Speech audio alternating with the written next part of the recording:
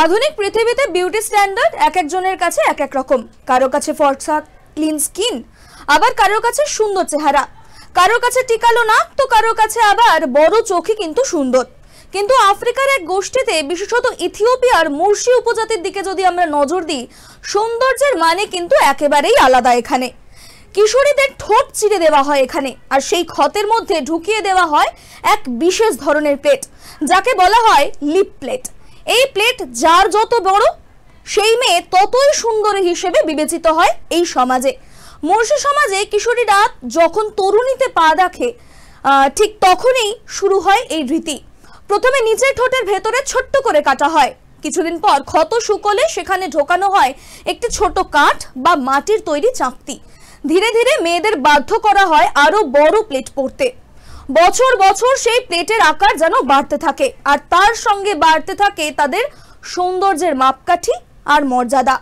একসময় ঠোঁট এতটাই বড় হয়ে যায় যে সেখানে 10 থেকে 12 ইঞ্চির বিশাল প্লেটও ধরে যায়।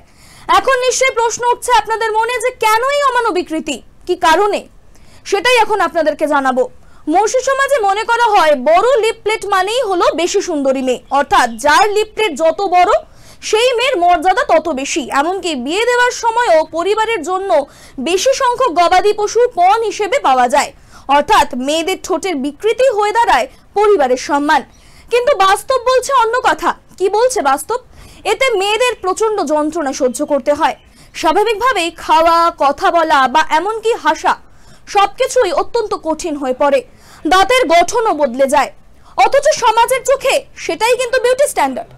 বর্তমানে এই প্রথা নিয়ে আফ্রিকার অন্দরে বিতর্ক কিন্তু তুঙ্গে। তবে এখনো ইথিওপিয়ার দক্ষিণাঞ্চলের অনেক গ্রামেই কিন্তু এই রীতি এখনো বর্তমান।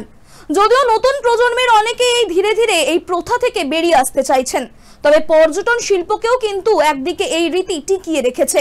কারণ অনেক বিদেশি পর্যটক বিশেষভাবে মুরসি নারীদের এই ঠোঁটের অদ্ভুত অলংকরণ দেখতেই কিন্তু পৌঁছে যান সেখানে। ফলে এটি সংস্কৃতির অংশও হয়ে দাঁড়িয়েছে, যদিও এর ভেতরে লুকিয়ে রয়েছে নারীর যন্ত্রণা।